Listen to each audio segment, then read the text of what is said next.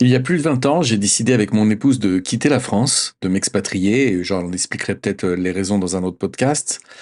Mais j'avais une petite société de services dans le logiciel et je me rappelle être descendu sur le parking avec mes collaborateurs qui n'étaient pas juifs, qui ne sont pas juifs. Et pourquoi le parking? Parce qu'en fait, ils voulaient fumer une cigarette. Et bien que je ne fume pas, c'était certainement un des derniers moments qu'on allait partager ensemble. Et je me rappelle très bien le visage d'un de mes collaborateurs qui a aspiré une grande bouffée, a réfléchi intensément. Il paraît que la cigarette aide à se concentrer, qui m'a regardé dans les yeux et qui m'a dit: Mais en fait, ce que tu fais, ce que vous faites, c'est une fuite de cerveau et une fuite de capitaux. Et il m'a regardé, attendant ma réponse, que je ne lui ai pas donnée, tellement il m'avait désarçonné. Mais ça m'a travaillé, c'est resté au fond de ma tête comme une question en suspens, un problème à résoudre, et ça allait prendre le temps que ça allait prendre. Bonjour, j'espère que vous allez bien. Alors il y a un an, j'avais sorti cette vidéo sur ma petite chaîne sans prétention où je partageais mes expériences de vie. Je connaissais pas les codes YouTube, je connaissais pas l'algorithme de YouTube. J'ai juste voulu partager mon vécu, des expériences et des anecdotes. Et cette vidéo a eu son petit succès parce que j'ai été invité sur des podcasts par des non-juifs qui voulaient connaître le secret des juifs et le rapport des juifs à l'argent. C'était plutôt sympa, des gens bien, très bien même. Mais je me suis aperçu qu'ils cherchaient surtout à découvrir un secret, une sorte d'aspect technique, une méthode, une formation, un résultat rapide, plutôt que la véritable approche que les juifs ont de l'argent. Et cette approche, et c'est ça le secret, elle est essentiellement spirituelle, bien avant d'être matérielle. Parce qu'il y a un paradoxe avec l'argent. Sans, vous ne pouvez pas vraiment vivre dans ce monde. Vous êtes plutôt en mode survie au jour le jour, et c'est le propre du pauvre d'ailleurs. Si on doit définir ce qu'est une personne pauvre, c'est celle qui n'arrive pas à se projeter, à lever la tête pour envisager l'avenir, à viser l'horizon. Et c'est une personne qui vit au jour le jour avec, en ayant pour seul objectif son prochain repas, rien de plus. La mauvaise nouvelle, c'est qu'il y en a aussi de plus en plus de personnes atteintes par la pauvreté, essentiellement dans les économies occidentales. Et avec l'argent, c'est la belle vie, parce que c'est un peu ce que promettent les réseaux sociaux. Hein. Jolie femme, belle voiture, propriété luxueuse, la Rolex, ça c'est le passage obligé, et les voyages en business. Mais en vrai, c'est pas ça, parce que des gens riches, je veux dire des gens vraiment riches, j'en connais. Personnellement, j'en ai dans ma famille, j'ai aussi des amis qui sont essentiellement très riches, et je peux vous dire que c'est pas ça, parce que derrière l'apparence, c'est souvent la misère sentimentale, les problèmes familiaux, avec sa femme ou pire, avec ses enfants, la méfiance, la peur de perdre, et l'angoisse du fisc, l'angoisse de la mort omniprésente, et surtout, ça revient très souvent, trop souvent, la peur du divorce. Donc pour résumer, sans argent c'est difficile et avec c'est difficile. Donc on n'est pas tellement avancé. Alors je vais vous expliquer ce qu'est l'argent. Il n'y a pas besoin de faire une grande école, d'ailleurs c'est pas dans les grandes écoles qu'on va vous apprendre ça. L'argent, c'est une énergie, et plus précisément l'énergie de l'âme. L'argent, c'est ce qui vous révèle, ce qui vous fait apparaître comme vous êtes vraiment au grand jour. Et l'argent représente finalement ce que vous êtes, votre énergie spirituelle, vous, sans artifice, sans interface sociale. Et comme toutes les énergies, elle peut être conduite dans plusieurs directions. Et ça, c'est la question que nous, peuple juif, nous sommes posés il y a bien longtemps. Comment orienter cette énergie pour le bien de notre communauté? Comment en faire profiter notre famille, nos enfants, nos amis, et au cercle élargi, tous les autres juifs? Et pour que vous compreniez bien, je vais vous donner un exemple. Je vais vous raconter une histoire qui m'a beaucoup marqué. J'avais un oncle, pas du tout religieux, même anti-religieux, rien, pas de connexion avec le judaïsme, en fait un enfant de la guerre. Et à son enterrement, il y avait un rabbin officiant, et puis la famille, les membres de la famille et les amis. Et on a vu arriver un autre rabbin que personne ne connaissait, qui a posé quelques questions et qui s'est dirigé près de mon père. Et il lui a parlé. Vous êtes bien le frère du défunt? Mon père, oui. Je voulais juste vous remercier au nom de notre communauté de ce que votre frère a fait. Et mon père, complètement abasourdi, rabbin, de quoi parlez-vous? Ah, je vois que vous n'êtes pas au courant. Votre frère a offert un Sefer Torah à notre communauté, des rouleaux de la Torah à notre communauté. Et mon père a découvert un aspect de son frère, totalement méconnu, le jour même de son enterrement. Mon oncle avait décidé d'orienter ses dernières énergies pour le bien d'une synagogue, pour le bien d'une communauté, et il a fait ça dans le plus grand des silences. Et pour information, un Sefer Torah, ça voisine facilement les 100 000 euros. La plupart des gens, et c'est normal, ne pense pas l'argent comme une énergie. C'est, on va dire, une monnaie, c'est physique, même si ce sont en fait que des chiffres sur un écran, alors que, en réalité, c'est un piège pour votre ego ou une bénédiction pour votre vie et celle de vos proches. Et c'est certainement une des formes les plus évoluées d'énergie existante. Pour les juifs, l'argent est plus spirituel qu'un simple j'ai ou je n'ai pas, un simple matérialisme. La question qu'on se pose, c'est est-ce qu'on doit séparer cela de façon claire, tracer une ligne entre une vie spirituelle d'un côté et le quotidien, la vie de tous les jours, ou plutôt chercher le compromis. Par exemple, dans le travail, c'est purement matériel. Mais est-ce que je travaille pour l'argent ou est-ce que je vais travailler pour donner de l'argent? Et la réponse est la suivante. À chaque naissance, Dieu fait descendre une âme dans ce monde, dans un corps. C'est-à-dire que Dieu fait de l'infini dans du fini. Et on doit avoir le même rapport avec l'argent, l'utiliser pour le bien dans ce monde, pour des choses utiles, pérennes, et qui vont profiter d'abord aux siens et ensuite aux autres. C'est pour ça que les Juifs ne considèrent pas la pauvreté ou l'ascétisme, c'est-à-dire un retrait de ce monde, comme une source de pureté et de bénédiction. Et là, je pense aux différents courants religieux qui s'éloignent, ou philosophiques, qui s'éloignent de la réalité pour mieux se concentrer sur le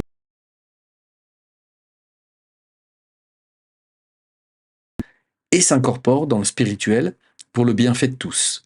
Et c'est pas l'approche la plus facile. Petite pause. Si vous avez des questions, si vous voulez que je continue sur ce sujet, faites-le moi savoir en commentaire.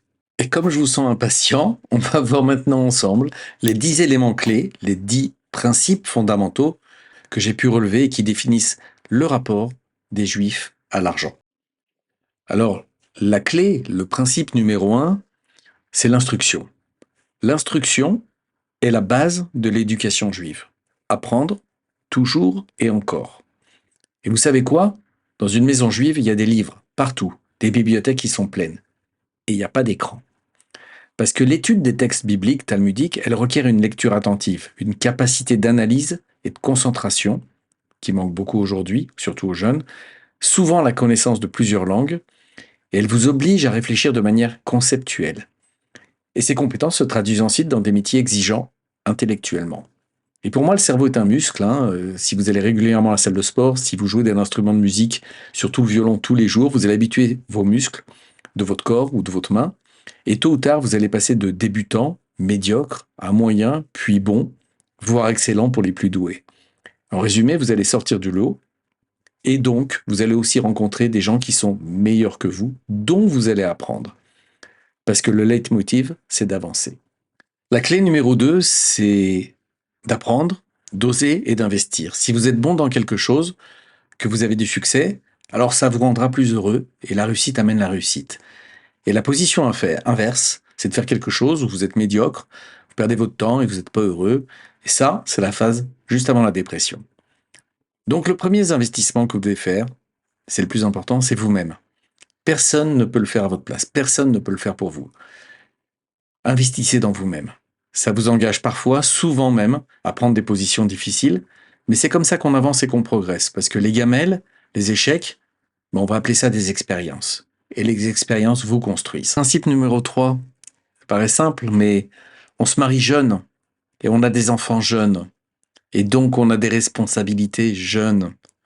Ça évite de se perdre en route. Et le matin, quand on n'a pas envie de se lever, on le fait pour quelqu'un. Parce que je connais pas de plus grande motivation que les siens. Et là aussi, le principe de se marier jeune, en fait, vient de la tradition talmudique qui indique, je cite, que tout homme qui n'a pas de femme demeure sans joie, sans bénédiction et sans bien.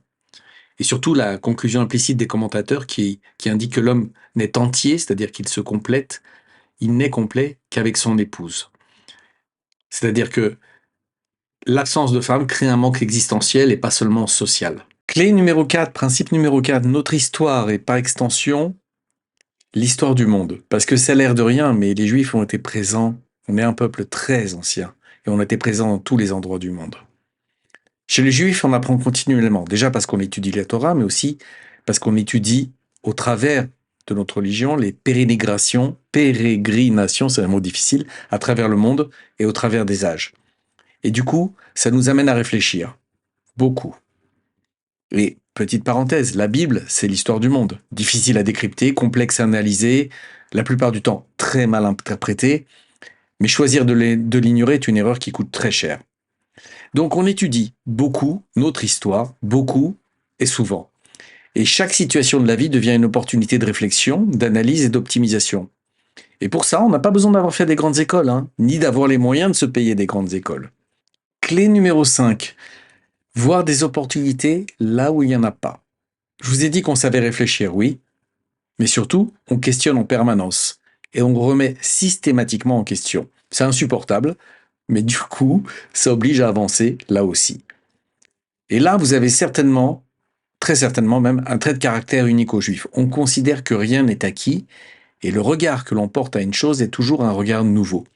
C'est pas pour rien que dans toutes les industries, hein, depuis Hollywood, les sociétés de communication, en passant par la tech, la médecine, la science et l'intelligence artificielle, vous avez beaucoup, beaucoup de Juifs. Parce qu'on considère, et d'ailleurs ça vient de la Torah, que le monde se renouvelle tous les jours.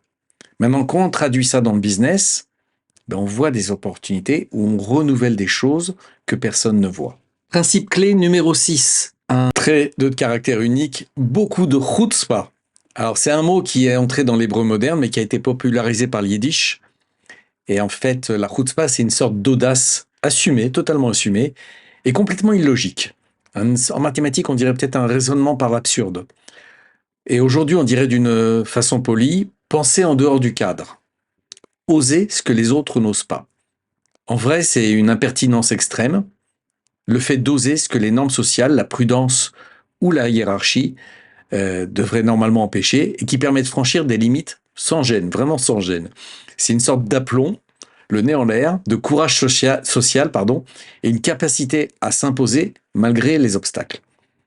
Alors, la chutzpah, elle est parfois vue comme un défaut nécessaire à la survie. On ose, on conteste, on remet en question, on discute, on argumente, on négocie. Et dans le Talmud, dans le Talmud, l'audace est condamnée quand elle est arrogante, mais valorisée quand elle sert la quête de vérité ou la résilience. Et dans le business, là aussi, on franchit des limites. Principe numéro 7, le réseau communautaire extrêmement solide. C'est un aspect important. Le network est ce qu'on va appeler en économie l'économie circulaire. Historiquement, les communautés juives ont développé des réseaux d'entraide parce que forcément, quand ça pétait dans un endroit du monde, il y avait un autre endroit où ça allait mieux. Donc, elles ont développé un réseau d'entraide qui facilite l'accès à la ressource, aux ressources. Ça permet de partager des informations politiques, sociales, économiques et financières. Et ça a favorisé la coopération professionnelle. Alors oui, forcément, l'argent attire l'argent et du coup, vous êtes sur les meilleurs dossiers. Et ça, c'est certainement un aspect que les non-juifs perçoivent bien, assez facilement, parce qu'il est plus abordable et logique en fait. En vrai, les juifs ne travaillent pas qu'entre eux, hein, ça serait absurde. Je vous rappelle qu'on n'est que 15 millions dans le monde, c'est-à-dire 0,19% de la population mondiale. 0,19% de la population, 8 milliards d'habitants dans le monde. Donc, non, on ne travaille pas qu'entre nous, et c'est du sectarisme, comme j'ai pu l'entendre, c'est juste une bêtise. Par contre, ce qui est vrai, c'est l'économie circulaire. Et ça profite à d'autres communautés, hein, communautés chinoises, tous les expatriés, les diasporas, en fait, on va dire, utilisent l'économie circulaire. L'argent circule, mais profite au bien de la communauté. Hein, j'ai déjà fait une vidéo à ce sujet, j'ai également participé à des podcasts, mais en résumé, vous travaillez, parfois, c'est pas du tout une généralité, dans une entreprise où il y a des juifs, parce que c'est plus simple à vivre, ou parce qu'un ami vous a recommandé. Hein, mais vos enfants, ils sont à l'école juive. Et quand vous faites vos courses, c'est dans un commerce cachère. Et quand vous faites des dons à votre synagogue, et quand vous allez au restaurant, vous allez manger dans un restaurant cachère, donc vous allez donner la tzedaka. Et quand le rabbin vous demande d'aider votre communauté ou une communauté, vous répondez toujours présent, quel que soit le montant, même si vous avez peu de moyens. Parce que c'est ça l'économie circulaire. Et comme on est présent partout dans le monde, l'argent circule.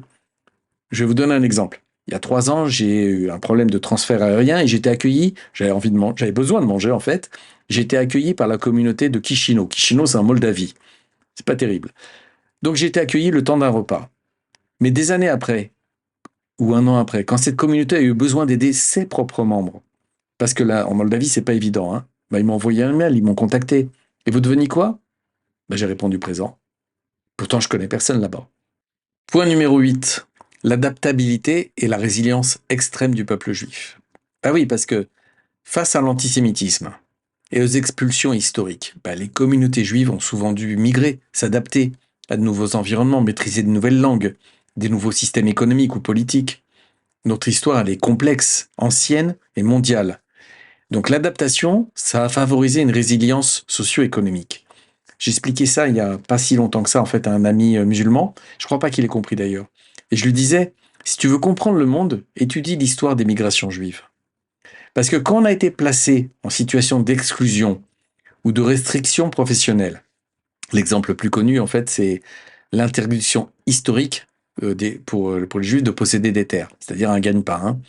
Hein. Beaucoup de juifs se sont orientés vers des métiers de service, le commerce, services financiers, la médecine ou le droit, des métiers dans ou plus proches des centres urbains. Parce que par définition, son lopin de terre, il est immobile, on ne peut pas le transporter. Mais sa mallette de docteur, si. Et donc ça a contribué à une expertise dans des secteurs plus rémunérateurs et porteurs. Parce qu'on en avait besoin et parce qu'on n'avait pas la possibilité de vivre de notre récolte. Alors une petite histoire pour illustrer ça. Pourquoi est-ce qu'il n'y a pas de grands pianistes juifs? Mais pourquoi, en l'occurrence, tous les grands violonistes sont-ils juifs? C'est parce qu'en cas de pogrom, c'est plus facile d'emporter son violon. Hein. Principe numéro 9. La valeur du temps. On accorde une grande importance au temps qui rythme nos vies. On perçoit le temps comme une discipline orientée vers le long terme et qui nous est transmise par la famille et les traditions religieuses.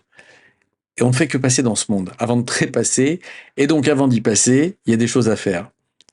Et le temps, on évite de le gâcher, on évite de le perdre. Si vous voulez, la famille et les traditions religieuses forment un cadre qui structure et qui valorise l'éducation, la persévérance et la discipline. Et les parents investissent dans le cadre de la réussite scolaire de leurs enfants et à une forte vie communautaire.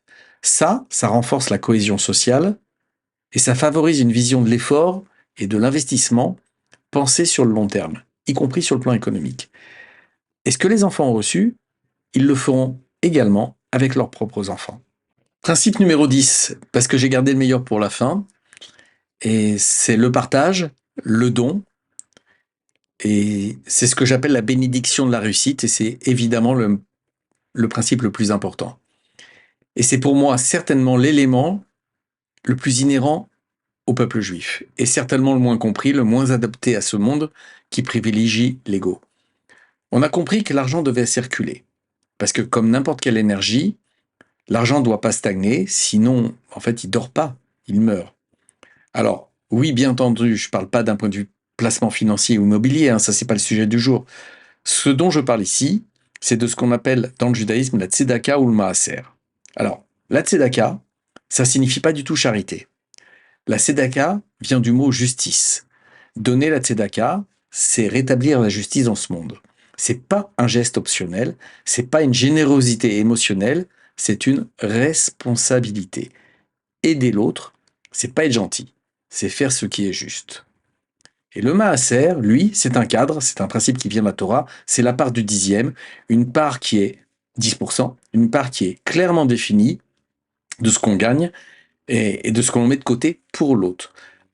Historiquement, c'est agricole, puisque ça vient de la Torah, mais c'est devenu avec le temps une référence financière, une manière concrète de rappeler que tout ce que nous possédons ne nous appartient pas et que nous ne faisons que passer. Et surtout, ces deux obligations ne s'adressent pas qu'aux riches. Même quelqu'un qui a peu est concerné. Donner, même symboliquement, c'est pas seulement aider l'autre, c'est se construire soi-même. Se le rappeler qu'on fait partie d'un ensemble et que la justice commence par des actes, ces actes, même modestes. Et c'est là probablement que le judaïsme est le plus radical. La justice sociale n'est jamais une option, quel que soit votre niveau de revenu. Voilà, on est arrivé au bout de cette deuxième partie sur les juifs et le rapport à l'argent. Et en résumé, pour conclure, d'ailleurs, si vous avez des questions, dites-le moi en commentaire. Je peux intervenir sur d'autres sujets ou des sujets complémentaires.